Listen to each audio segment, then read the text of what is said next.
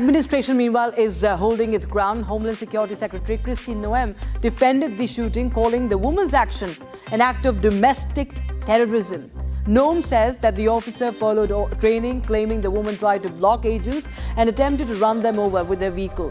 While calling the death a tragedy, the administration insists the use of force was justified, even as the FBI investigates the shooting. Listen in.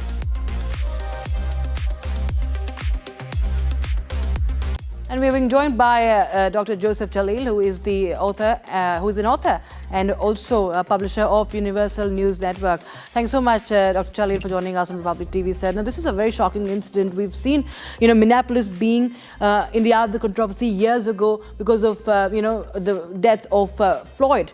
The police action was widely condemned and debated. And today, a woman is shot dead in broad daylight.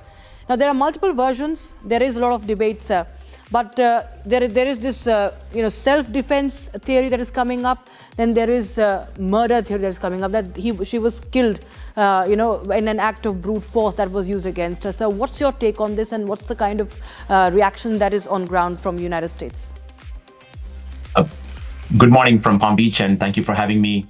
Again, any loss of life is sad, but unfortunately, the fact remains that in America, if you are disobeying a command from a police officer and you try to run him over with a car, because I have seen angles of it wherein the officer was standing in front and this lady was speeding towards the officer who shot her. So this could be claimed self-defense if that's the case. But even otherwise, it is very unlikely that the police is usually justified in the US. If they command you to move, then you should. It is not a peaceful protest if you park your car in the middle of the street to prevent the ICE officers from arresting illegal immigrants and then, take them to the detention facilities. And that's what she was doing. She was a protester, and I don't think she expected to get shot. I don't think, she has a young child.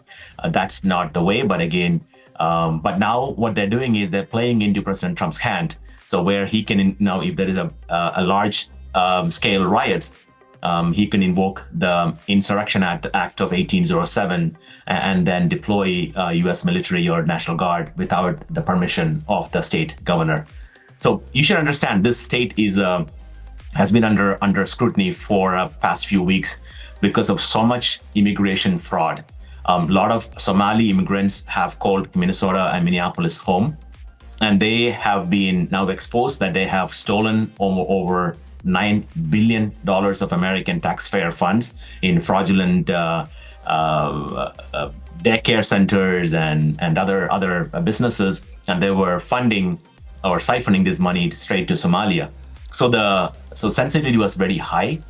Second thing is the governor of the state, or the chief minister of the state of Minneapolis, was a former vice presidential candidate, Tim Walz, of Kamala Harris. So there is that democratic, how to make some issue about something is there. And the third thing is the agitated Democratic or Democratic Party workers, most likely anti-immigration workers, were fighting with the police or the immigration and customs enforcement. They're called ICE here.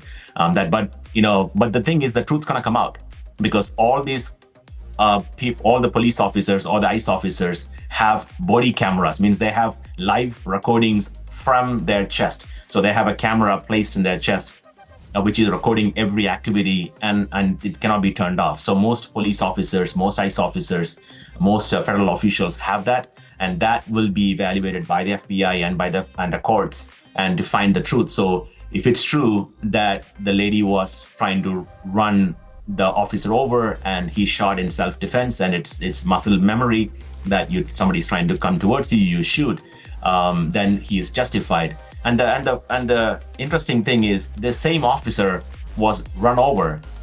Maybe I was told maybe a few weeks ago by another protester in another city. So he might have been overly sensitive to something like that. So that could have also led to this. So once again, my suggestion to any of our viewers or Indians in these cities is, stay away from the street. Do not try to stop any police activity. If they're trying to arrest an illegal alien criminal, in the sense, they're only arresting people who have criminal warrants against them, but they're in the country illegally.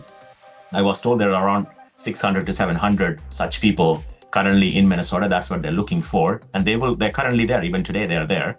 So if they are trying to arrest them, let them arrest.